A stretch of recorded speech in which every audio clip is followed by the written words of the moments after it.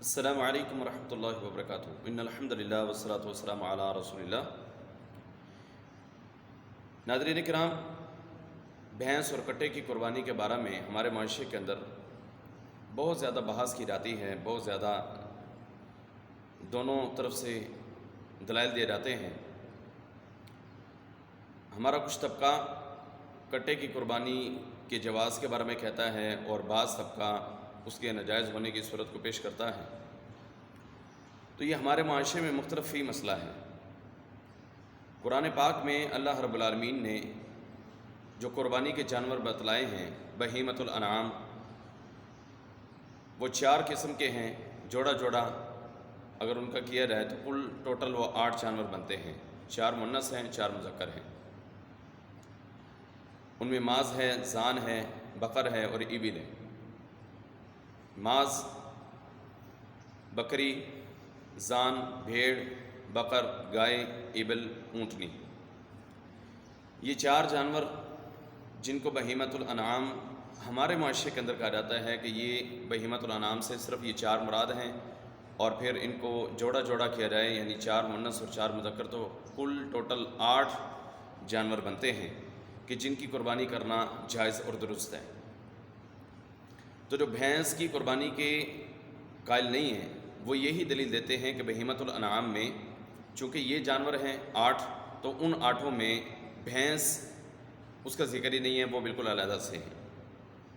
اور جو جواز کے قائل ہیں وہ کہتے ہیں کہ الجاموس نوع من البقر، کہ جو جاموس ہیں یہ بقر کی، گائے کی ایک قسم ہے، اسی کی نسل سے ہے، اسی کی فیملی سے ہے، تو لہٰذا کبھی بھی بھینس کو گائے سے جدا نہیں کر سکتے۔ اگر 8 جانوروں کا ذکر کیا ہے تو بھینس اس بقر کے اندر شامل ہے، تو لہذا اس کی قربانی کرنا ٹھیک ہے۔ دیکھیں جو متقدمین ہیں، ہمارے اسلاف ہیں، ان کے بارے میں جہاں تک میں نے اسٹڈی کی ہے، وہ سارے کے سارے تقریباً جواز کے قائل تھے کہ بھینس کی قربانی جائز ہے، کٹے کی قربانی جائز ہے، درست ہے، اور وہ جاموس کو گائے کی نسل قرار دیتے ہیں، گائے کا خاندان قرار دیتے ہیں، گائے کی فیملی قرار دیتے ہیں۔ اور اب ہمارے معاشرے میں اس وقت بعض ہمارے علماء کرام اس طرح کے ہیں جو کہتے ہیں نہیں، کہ جاموس جو ہے یہ رنگ، یہ بو، یہ نسل، چال ڈھال، کھانا پینا، نہانا، تیرنا، یہ سب معاملات کے پیش نظر یہ گائے کی کبھی بھی قسم نہیں ہو سکتی۔ تو بہرکیف دونوں علماء کرام، دونوں طبقات جو ہیں وہ اپنے اپنے دلائل دیتے ہیں۔ میں صرف یہاں پر یہ گزارش کرنا چاہتا ہوں کہ یہ جو اختلاف ہیں، یہ اختلاف ادب کے دائرہ کے اندر ہونا چاہیے۔ اختلافی مسئلہ ہے تو ٹھیک ہے، کوئی مسئلہ نہیں ہے، مختلفی ہے تو کوئی مسئلہ نہیں ہے۔ جو لوگ جواز کے قائل ہیں ان کی اگر تسلی ہے اور وہ یہ سمجھتے ہیں کہ قربانی کرنی چاہیے تو کر لیں، اور جو جواز کے قائل نہیں ہیں، جو یہ کہتے ہیں کہ جاموس کبھی بھی بقر کی نسل سے نہیں ہو سکتی، تو جو ان کے فتاویٰ کو تسلیم کرنا چاہتے ہیں، سمجھتے ہیں کہ یہ ان کا فتویٰ ٹھیک ہے، تو وہ اسی کے اوپر عمل پیرا ہو جائیں، لیکن ادب کے دائرہ کے اندر۔ ہمارے ہاں جب اختلاف ہوتا ہے تو ہم پھر ادب کو، آداب کو بھلا دیتے ہیں۔ بہت سارے مسائل ہیں، محدثین کا آپس میں اختلاف ہو جاتا تھا، لیکن اس کا مطلب، اس کا معنی اور مفہوم جو ہے وہ گالم گلوچ نہیں ہوتا تھا، وہ گالم گلوچ نہیں کرتے تھے۔ ہر ایک کے معاملات کو ان کا جو ہے وہ ادب کیا جاتا تھا، ان کا خیال کیا جاتا تھا۔ یہ چیزیں ہمارے اسلاف کے اندر بہت زیادہ پائی جاتی تھیں۔ ہر ایک کا جو بھی موقف ہے اس کا احترام کیا جاتا تھا کہ فلاں صاحب کا یہ موقف ہے اور فلاں صاحب کا یہ موقف ہے۔ دیکھیں یہ ایک اجتہادی مسئلہ ہے کہ آیا کہ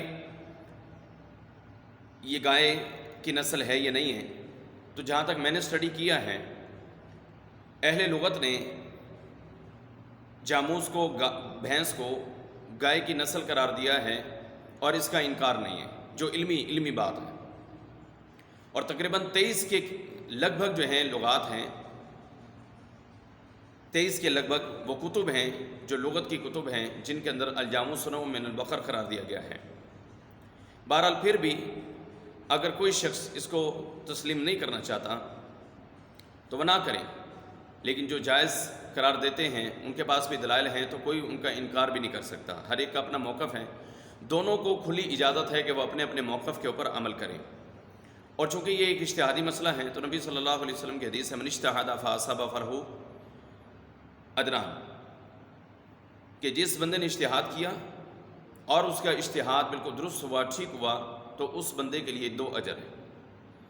ومن اجتہد، اور جس بندے نے اجتہاد کیا فاخطأ، اور اس نے اس میں خطا کی، فلہ اجر واحد، باوجود خطا کے اللہ رب العالمین پھر بھی اسے 1 اجر جو ہے وہ ضرور دے گا۔ تو ہمارے علماء کرام جو بعض چند ایک اس طرح کے عناصر ہیں جو تھوڑے سے شر پسند ہیں، وہ اپنے اپنے دلائل دینے کے حساب سے دلائل تو نہیں دے پاتے، لیکن وہ جاہلانہ انداز میں گفتگو کرتے ہیں، تو یہ طریقہ کار ٹھیک نہیں ہے۔ آپ علمی بحث کریں، آپ علمی انداز میں اختلاف کر سکتے ہیں، یہ آپ کا رائٹ ہے۔ اگر آپ کے پاس دلائل ہیں تو آپ دلائل دیں، اس کے اوپر آپ ثابت کریں کہ گائے بھینس جو ہے وہ گائے کی نسل سے ہے، ثابت کریں، اور جو نہیں کہتے وہ بھی ثابت کریں کہ نہیں، بھینس جو ہے وہ گائے کی نسل سے نہیں ہے۔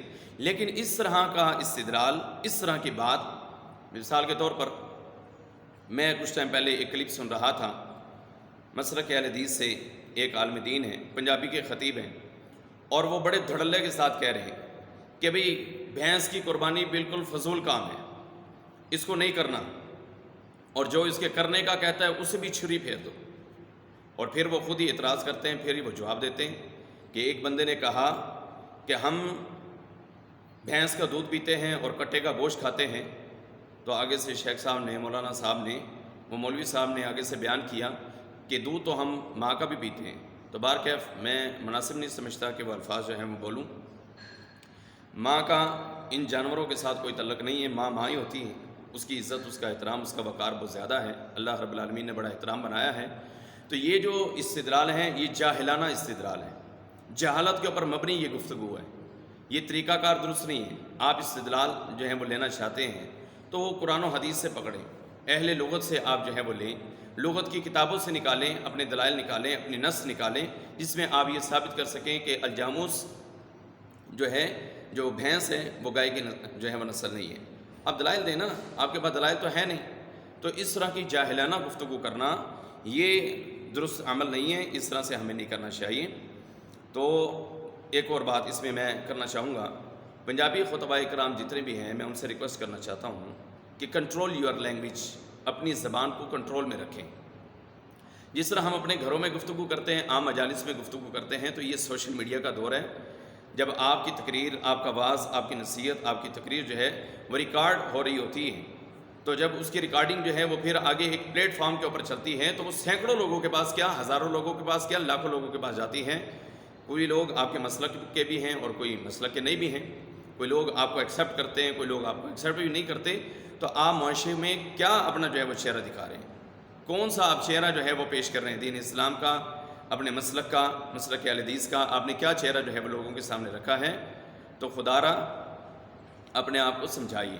یہ جو زبان، اس طرح کی اوچھی زبان استعمال کرنا، یہ کوئی اچھی بات نہیں ہے۔ کوشش کریں کہ اردو کے اندر تقریر کریں، کوشش کریں کہ اردو کے اندر درس دیں، اس لیے کہ ادب ضروری ہے، اپنے بیانات کے اندر ادب ضروری ہے۔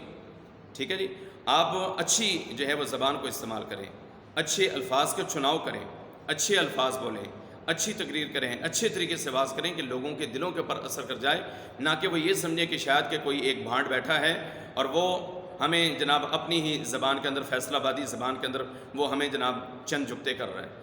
تو یہ اللہ کے لیے اپنی زبان کو کنٹرول کرنا چاہیے، اور جو آپ کا اختلاف ہے وہ آپ علمی حساب سے دیں، آپ ثابت کریں نا، آپ کے پاس دلائل ہونے چاہیے کہ بھینس جو ہے وہ بقر کی نسل سے نہیں، لیکن جو کہتے ہیں ان کے پاس دلائل ہیں۔ تو میں صرف اس موقع پر ہوں، حالانکہ میرا اپنا ذاتی یہ موقف ہے کہ جب گائے موجود ہو تو بچنا چاہیے کہ ہم بھینس کیوں کر رہے ہیں، آخر کیا وجہ ہے کہ ہم بھینس کر رہے ہیں جبکہ گائے موجود ہے اور وافر مقدار میں موجود ہے۔ ٹھیک ہے نا جی، جب وافر مقدار میں گائے موجود ہے تو پھر ہم بھینس کیوں کر رہے ہیں، حالانکہ وہ جانور بھی حلال ہیں اور علماء اس کی جو ہے وہ قربانی کرنے کے بھی قائل ہیں۔ چلیں ہم شک شبہ کے اندر بھی اسے ڈال دیں تو پھر بھی جو ہے ہم اسے حرام قرار نہیں دے سکتے کہ اس کی قربانی جو ہے وہ جائز نہیں ہے۔ صرف ایک درمیانہ موقف جو صحیح موقف ہے وہ یہی ہے کہ آپ کے پاس جب گائے اچھی مقدار میں موجود ہے تو آپ گائے کو ہی ذبح کریں اور اس شک کے راستے کو جو ہے وہ ترک کر دیں، چھوڑ دیں۔ لیکن جو بندہ کرنا چاہتا ہے آپ اسے بالکل منع نہیں کر سکتے، اور بالخصوص ان الفاظ میں تو آپ بالکل نہیں کر سکتے کہ بندہ دودھ تو ماں کا بھی پیتا ہے تو پھر اسے بھی ذبح کر ڈالے، تو یہ بات غیر مناسب ہے۔ اللہ سے معافی مانگیں، اللہ سے توبہ کریں، اپنے گناہوں کی جو ہے وہ توبہ کریں، اور اپنا ایک ویڈیو کلپ جو ہے وہ باقاعدہ ریکارڈ کروائیں اور اپنے الفاظ کو واپس لیں، معذرت کریں، لفظ ماں سے بھی جو ہے وہ معذرت کریں کہ میں نے جو یہ بات کی ہے یہ بالکل غلط کی ہے۔ اللہ تعالیٰ سے دعا ہے اللہ ذو الجلال عمل کرنے کی توفیق عطا فرمائے۔ السلام علیکم ورحمۃ اللہ وبرکاتہ۔